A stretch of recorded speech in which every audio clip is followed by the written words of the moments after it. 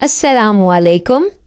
अगर दो चार्जेस एक दूसरे के पास रखें, क्या फोर्स हमेशा सेम होती है या कुछ फैक्टर्स हैं जो इसे चेंज करते हैं? आज हम क्लास 11 चैप्टर नंबर 10 के न्यूमेरिकल से ये कॉन्सेप्ट क्लियर करेंगे। वीडियो को लाइक करें और फिजिक्स डायनामिक्स को सब्सक्राइब करें ताकि कोई भी डाउट ना रहे। तो चलिए शुरू करते हैं numerical number 1 of chapter 10 electrostatics. Charges of magnitude 100 microcoulomb each are located in vacuum at the corners A, B and C of an equilateral triangle measuring 4 meters on each side. If the charge at A and C are positive and the charge at B is negative, what is the magnitude and direction of the total force on the charge at C? So students, यहाँ पे हमें given ये है कि हमारे पास 3 charges हैं जो कि एक ट्रायंगल के कॉर्नर्स पे लोकेटेड हैं और उन तीनों चार्जेस का मैग्नीट्यूड सेम है और ट्रायंगल इक्विलेटरल है, मींस उसकी तीनों साइड्स भी सेम है। अगर हमारे पास इन्होंने वन साइड 4 मीटर दी है, इसका मतलब ये है कि बाकी दोनों साइड्स भी 4 मीटर्स के इक्वल हैं। तो यहाँ पे अगर Q1 हमने 100 माइक्रोकूलम के इक्वल लिया है जो कि हमें डाटा में गिवन है, तो इसका मतलब ये है कि Q2 और Q3 भी 100 माइक्रोकूलम्स के इक्वल हैं और जब हम इन्हें कूलम में चेंज करेंगे तो हम माइक्रो की वैल्यू सब्स्टिट्यूट करेंगे जो कि है 10⁻⁻⁻⁶। तो इस तरह से Q1, Q2 और Q3 की वैल्यू होगी 100 इंटू 10⁻⁻⁶ कूलम्स। अब जैसा कि हमें बताया गया है क्वेश्चन में कि ट्रायंगल की तीनों साइड्स पे जो हमारे पास R की वैल्यू है वो 4 मीटर है, तो हमारे पास R1, R2 और R3 की वैल्यू आ जाएगी 4 मीटर्स। तो इस न्यूमेरिकल में हमने फोर्स का मैग्नीट्यूड और उसकी डायरेक्शन फाइंड करनी है basically. So let's start with the solution. अच्छा, अब जैसा कि आप फिगर देख सकते हैं, यहाँ पे चार्ज Q1 और Q3 पॉजिटिव हैं और चार्ज Q2 जो है ये नेगेटिव है। ये जो पॉजिटिव चार्जेस हैं वो एक दूसरे को रिपेल करेंगे और वो चार्जेस हैं Q1 और Q3। तो सबसे पहले हम उनके लिए फोर्स फाइंड करेंगे और फोर्स हम कूलम्स लॉ से फाइंड करेंगे। That is F is equals to K, which is constant, multiplied with Q1, Q2 divided by R square. तो यहाँ पे हमारे पास K की वैल्यू तो कांस्टेंट है जो कि हमें पता है 9 इंटू 10⁻⁹ है और Q1 और Q2 दोनों का मैग्नीट्यूड है 100 इंटू 10⁻⁻⁶। ये वैल्यू हम इन दोनों के लिए सब्स्टिट्यूट करेंगे और R की वैल्यू हमारे पास 4 है जिसका हम स्क्वायर लेंगे तो हमारे पास एक फ्रैक्शन आ जाएगी 90/16, जिसको सॉल्व करने के बाद हमारे पास फोर्स की फाइनल वैल्यू आ जाएगी दैट विल बी 5.625 न्यूटन्स। एक इक्विलेटरल ट्रायंगल के हर कॉर्नर पे जो एंगल बनता है वो 60 डिग्री का होता है। वही एंगल फोर्स F1 और फोर्स F2 का होगा, यानी ये दोनों एंगल सेपरेटली 60 है, लेकिन जब हम इन्हें कंबाइन करेंगे तो ये 120 डिग्री के इक्वल हो जाएंगे। तो इस तरह हम Q3 पे जो फोर्स एक्सर्ट हो रही होगी वो फाइंड कर सकते हैं। So the formula to find the force will be equal to square root of F1 square plus F2 square plus 2 multiplied with the product of F1, F2 and cos of theta. तो यहाँ पे F1, F2 basically F के equal हैं, तो हम इनकी जगह F substitute कर सकते हैं और थीटा की वैल्यू जब हम 120 सब्स्टिट्यूट करेंगे तो हमारे पास कॉज ऑफ 120 इक्वल आ जाएगा -1/2 के। अब इस स्क्वायर रूट को हम सॉल्व करेंगे तो हमारे पास फाइनल आंसर आ जाएगा F, मीन्स F की हमारे पास वैल्यू आई थी 5.625 न्यूटन्स जो कि इस फाइनल नेट फोर्स के इक्वल होगी और ये जो फोर्स है ये ए बी के पैरेलल होगी। Numerical number 2 is what is the magnitude of a point charge that would create an electric field of 1 newton per coulomb at points 1 metre away. इस क्वेश्चन में हमें जो गिवन डाटा है वो ये है कि एक पॉइंट चार्ज जो कि इलेक्ट्रिक फील्ड क्रिएट करेगा, उसकी इलेक्ट्रिक फील्ड की वैल्यू है 1 न्यूटन पर कूलम और जो उसका डिस्टेंस है वो है 1 मीटर। तो इस क्वेश्चन में बेसिकली हमने पॉइंट चार्ज का मैग्नीट्यूड फाइंड करना है, मींस क्यू। तो इसके लिए हम इलेक्ट्रिक फील्ड का फॉर्मूला यूज करेंगे जिससे हम क्यू की वैल्यू डिराइव करेंगे। So as we know it is equals to k Q by r square और यहाँ से हम क्यू की वैल्यू निकाल लेंगे जिसमें हम ई की और आर की वैल्यू सब्स्टिट्यूट करेंगे। के कांस्टेंट है तो उसकी वैल्यू कांस्टेंट के तौर पे सब्स्टिट्यूट करेंगे।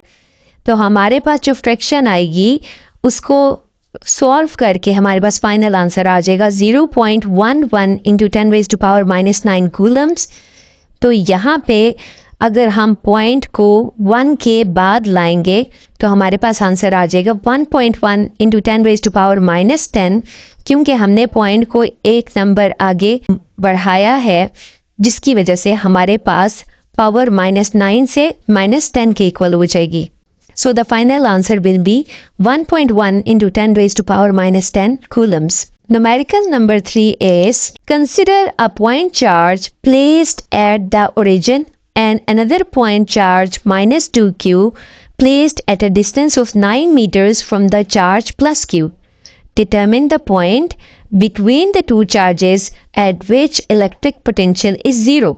इस न्यूमेरिकल में ये स्टेट किया गया है कि एक पॉइंट चार्ज हमने कंसिडर किया है ओरिजिन पे और जो दूसरा पॉइंट चार्ज है वो हमने 9 मीटर्स के डिस्टेंस पे रखा है। हमने फाइंड ये करना है कि इन दोनों चार्जेस के दरमियान जो पॉइंट एग्जिस्ट करता है वो किस पोटेंशियल पे 0 के इक्वल होगा। As we know that from the given data one of the charge that is Q1 is equals to plus q and the other charge that is q2 is equals to minus 2q. So the distance between both of them is equals to 9 meters जिसको हमने r से denote कर दिया है। तो हमने find ये करना है कि वो कौन सा पॉइंट है जिस पे इलेक्ट्रिक पोटेंशियल 0 के इक्वल होगी। Let P be the point in between point charges at which electric potential is 0.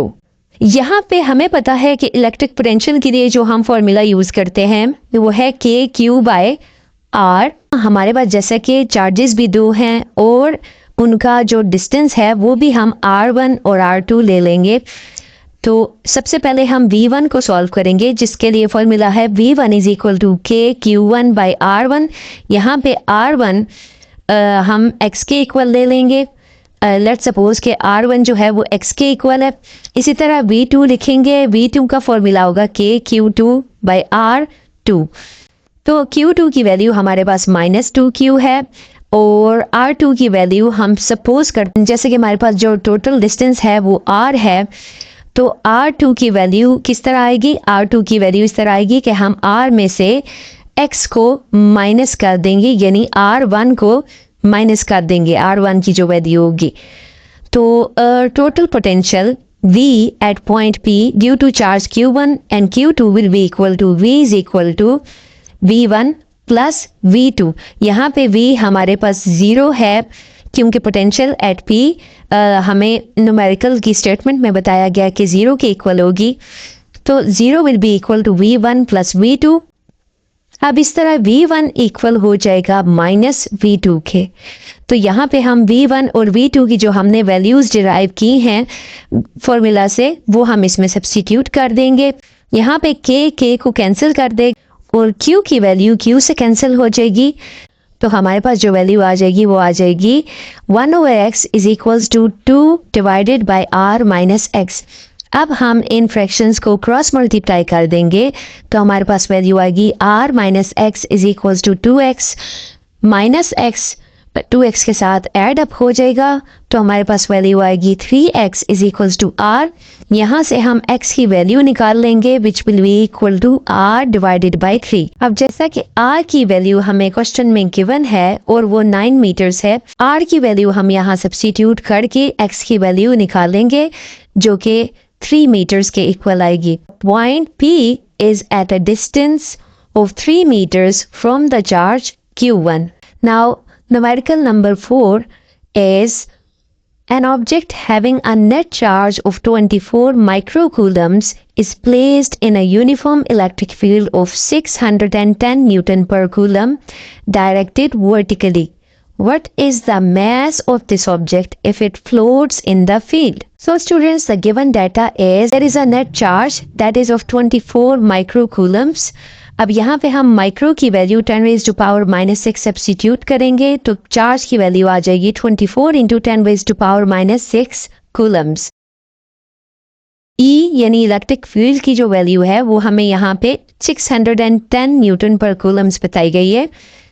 तो हमने इस क्वेश्चन में ऑब्जेक्ट का मैस फाइंड करना है। एक बात अपने माइंड में रखनी है कि एक ऑब्जेक्ट तब फ्लोट करता है जब उसकी इलेक्ट्रिक फोर्स उसके वेट के इक्वल होती है। मींस वेट हमेशा डाउनवर्ड पोजीशन में एक्ट करता है। तो जब फोर्स और वेट एक दूसरे के इक्वल होंगे तो हमारे पास फोर्स की वैल्यू आ जाएगी क्यू ई और वेट हमारे पास इक्वल होगा mg के। यहाँ से हम मैस की इक्वेशन निकालेंगे और उसमें Q, E और G की वैल्यू सब्स्टिट्यूट करेंगे तो हमारे पास फाइनल रिजल्ट आ जाएगा 1.5 ग्राम्स। अब यहाँ पे G की वैल्यू हमारे पास 9.8 है, दैट इज ग्रेविटेशनल एक्सेलरेशन, और मैस की value 24 into 10 raised to power -6 है और E की वैल्यू 610 है। तो इसको सॉल्व करने के बाद हमारे पास फाइनल रिजल्ट आ जाएगा जो कि 1.5 ग्राम्स के इक्वल है। अगर वीडियो पसंद आई हो तो लाइक ज़रूर करें और सब्सक्राइब करना ना भूलें। अगली वीडियो में और इंटरेस्टिंग फिजिक्स प्रॉब्लम्स सॉल्व करेंगे। Stay tuned. Thank you.